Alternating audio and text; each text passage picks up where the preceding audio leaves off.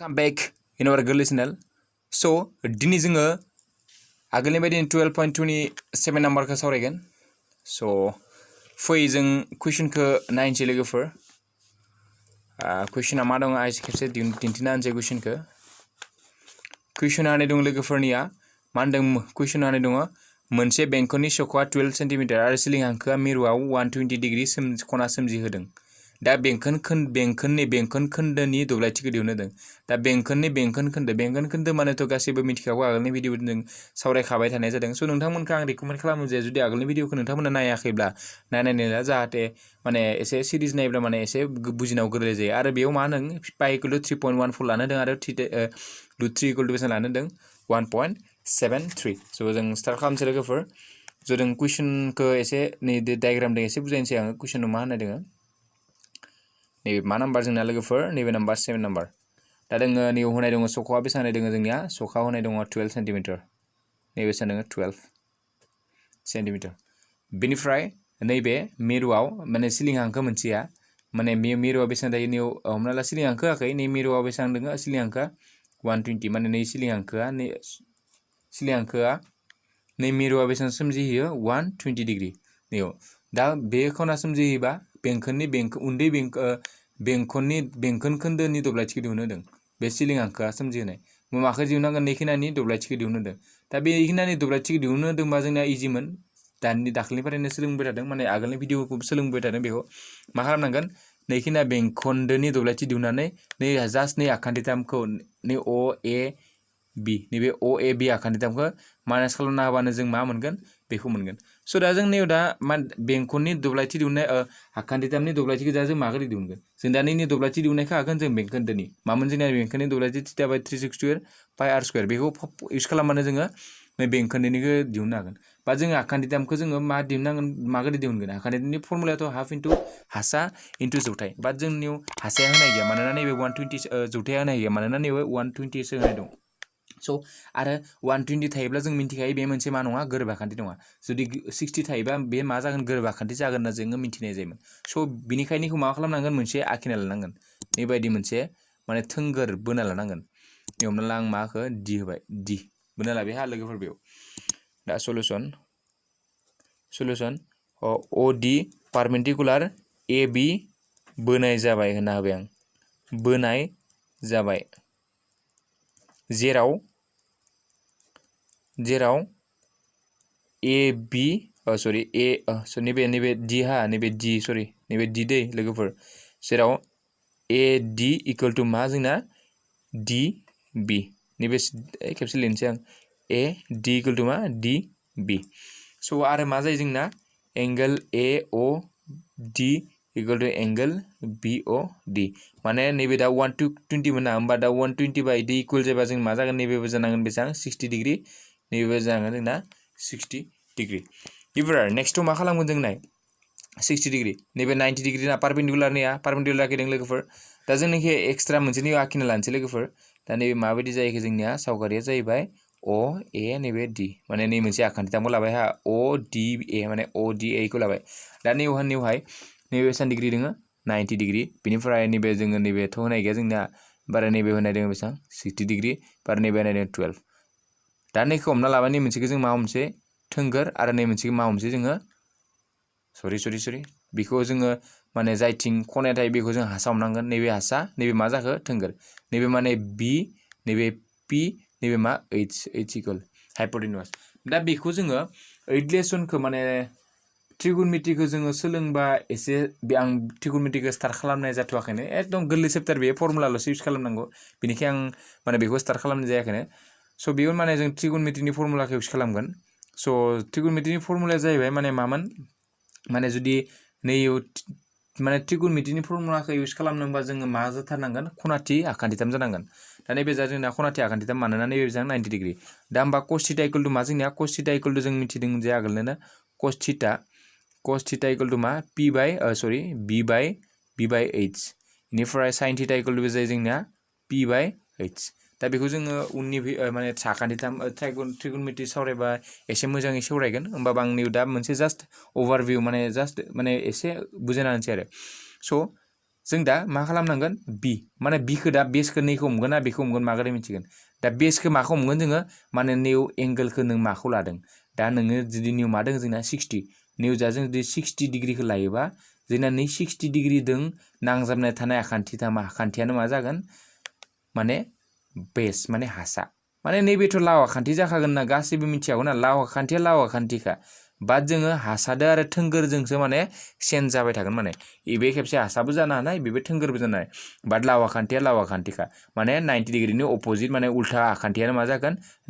लाव आखान्थि बिनि उनाव दा हासाखौ मागोर लागोन जोङो मा मोनसे खनाखौ लादों निउ 60 ना 60 लादों ना होमबा हासाया नैबे जाबाय नै खनाखौ जुदि लायोमोनबा नैबे हासा जागोन बाट नै खनाखौ लायाखै जों नैखौसो लादों बेनिखाय हासाया माबा जागोन बी इकुवल टु मा जागोन बिया बेसेबां होनाय दोङो बियाथ' होनाय गैया अ डी होबाय आं दा लिरनोसै आरो नैबे मा जागोन दा पारपेन्डिकुलार नैबे जागोन एडी बाय एच मा ए अ नैबेबो ए अ दा बेखौनो मा रायलायनोसै दा डायग्रामनिफ्राय मा मोनो जोङो cos 60 डिग्री इकुवल टु मा मोनो अ D by A O cos 60 डिग्रीनि माना बेसेबां जोंना लोगोफोर cos 60 डिग्रीनि माना जाबाय जोंना 1/2 बेखौथ' बिजाबाव होनाय दंखायो बेनिफ्राय अ डी होनाय दङ नामा लोगोफोर अ डीआथ' होनाय गैया ओमफ्राय ए अ होनाय दङ 12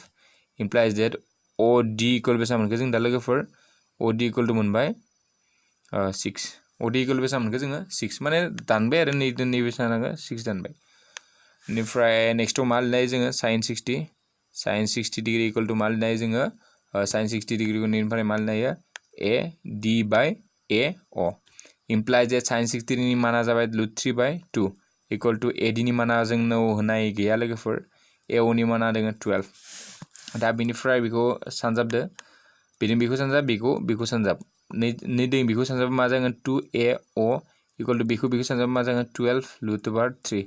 इमप्लाइज देट ए अ इकुवल टु 2 खौ इथिंलांबा मा जागोन 12√3/2 नै 2 जों बे 12 बेसेबां थाङो 6 बेसेबां मोनगोन 6√3 दा √3 नि मानखौ जोंखौ बेसेबां लानो होदो लोगोफोर √3 नि मानखौ लानो होदो जोंखौ 1.73 दा बेखौ सानजाबनोसै 1.73 जों मा सानजाबनोसै 6 18 7 into 6 to 42 43 4 बेनिफ्राय 6 into 6 10 बेसेबां मोनखो दा होमबा 1 दा पइन्टआ मोननैनि सायाव जागोन होमबा 10.38 जे बेसेबां 10.38 मोनबाय ए अ इकुवल टु 10.38 दा नाय जोंनो दानिनो हमदोंमोन जे सरि नैबे ए अ नङा हा माने डिखौ आं माने भिडिअ खालामनानै एसे मिस्टेक जाबाय थादों नैबे डिसो हा ए डि नैबे ए डि नैबे ए डि दा नाय एबार मा जादों मा होनदोंमोन माने दानि हमखादों जे ए डिजों डिबिजों समान होमबा मा लिरनो हागोन जोङो होमबा मा लिरनो हागोन बेनिफ्राय नैखिनिखौ लिरनो आं बुजायनोसै मा लिरनो हागोन जोङो ए डि इकुवल टु ए बि इकुवल टु मा लिरनो हागोन 2AD मानोना नैदों इदों समान बिनिखाय मा खालामगोन बिसोर मोननैनो दाजाब गासैया मा जायो जोंना AB होमबाना बिजों समानबा नैबेनो मोननै दङ नङा मोननैदों बेखौनो मोननै दाजाबबा नैखौ मोनगोन ना मानोना बिदि समान स' बिनिखाय जों मा लिरनो हायो AB इकुवल टु 2AD स' बिनिफ्राय लिरनोसै therefore AB equal to 2AD निखौ मानो लिरगोन since AB equal to since AD equal to DB equal to half of AB दा AB 2 into बेसेबां मोनखो 10.38 equal to बेसेबां मोनगोन 166702 बेसेबां मोनखो दा AD नि मानखो AB नि मानखो बेसेबां मोनखो AB equal to 20.76 दा मोनबाय दा AB नि माना नै AB खौ मोनबाय बेसेबां 20.76 इनिफ्राय OD खौ बेसेबां मोनखो जोङो OD खौ मोनबाय निया OD आ 6 होमबा दा नाय हाखान्थिथामनि दिहुननाय फर्मुलाया मामोन हासा नैबे हासा जोंनिया इनिफ्राय नैबे जौथाय नंगौ नङा जौथाय होमबा हासा इनटु जौथाय दा हासाखौ मोनबाय जौथायखौ मोनबाय देयारफर हाखान्थिथाम ए अ बि नि दब्लायथि इकुवल टु मा जागोन हाफ इनटु हासा इनटु जौथाय लोगोफोर नोंथांमोना सावगारिफोरखौ फारसेनिफ्राय लिरनानै उनाव मोजाङै नाय माने आंहा माने इथिं लांलाय बुजायनाय जादों नालाय बेनिखाय एसे उसुबिदा मोनदों माने नोंथांमोना स' बिनिखायनो जाहाथे आं जि बुजायदों बेखौ माने फारसेनिफ्राय लिरलांनानै उनाव माने मोजाङै नायनानै आरो भिडिअ खेबसे नायबानो होमबानियानो मोजाङै कमप्लिटलि बुजायनाय जागोन बुजि मोनगोन स' बिनि उनाव हासाया मा मोनखो जोङो हासा माने AB मोनना लोगोफोरनिया नैबे हासामोन ना बोरै मोनलै नैबे आसामोन ना इनिफ्राय नैबे जोबथाय OD आ जोबथाय AB आसा AB खौ बेसेबां मोनखो जों आसाया 20.76 आरो जौथायखौ बेसेबां मोनखो निया OD 6 2 जों नैबे थांबाय बेसेबां 3 दा 3 जों बेखौ सानजाबदो 18 सानजाबा बेसेबां मोनगोन 18 7 21 22.26 बेसेबां मोनगोन 62.28 बेनि उनाव नेक्स्टआव जाबाय एबार नेक्स्टआव जाबाय बेंखोन्दोनि दब्लायथि दिहुनना लानांगोन जों लोगोफोर so therefore मा दिहुनगोन एबार therefore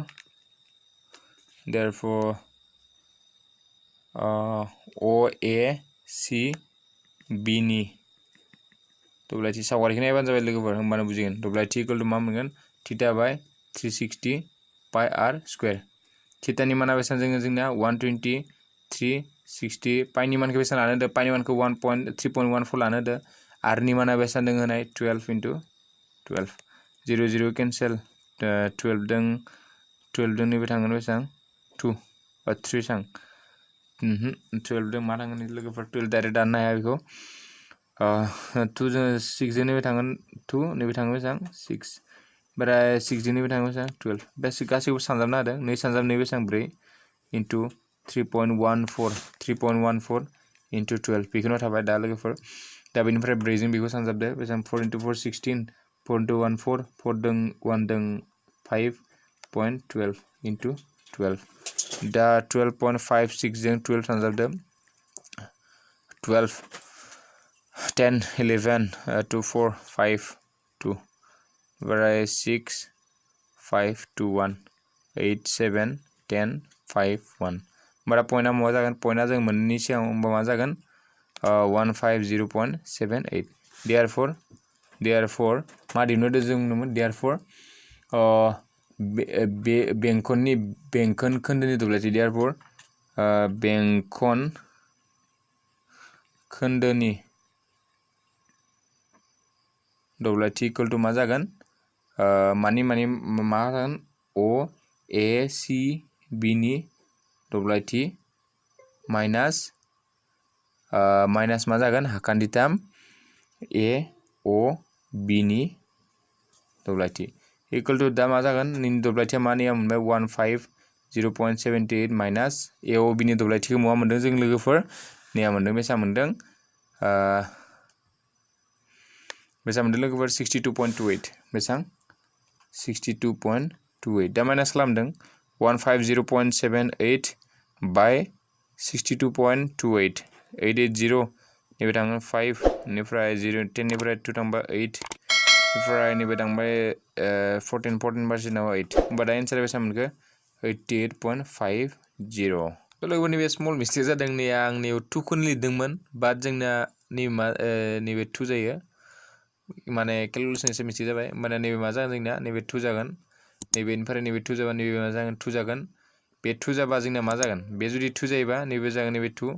दा नायदो 12 निफ्राय 8 थांबा नैबे 4 जागोन ओमफ्राय 6 निफ्राय 2 थांबा नैबे 4 होमबा नैबे मा जागोन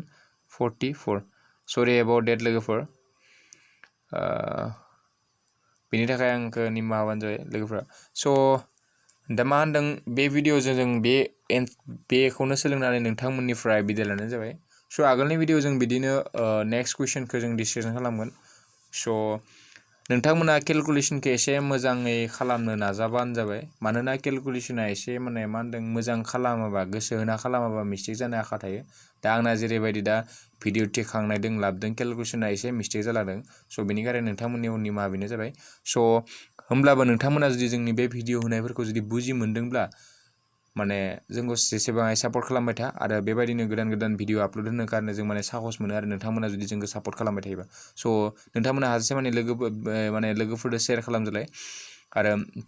जुदि नोंथांमोना जुदि जोंनि बे चेनेलाव जुदि गोदानबा होमबा नोंथांमोना जोंनि चेनेलखौ साबस्क्राइब खालामना आरो बेल आइकनखौ थुनानै हो जाहाथे गोदान भिडिअखौ नटिफिकेसनखौ मोनबाय थायो स' नोंथांमोननिफ्राय बेखौनो आं बुंनानै बिदाय लानाय स' गोजोन्थों लोगोफोर बाय बाय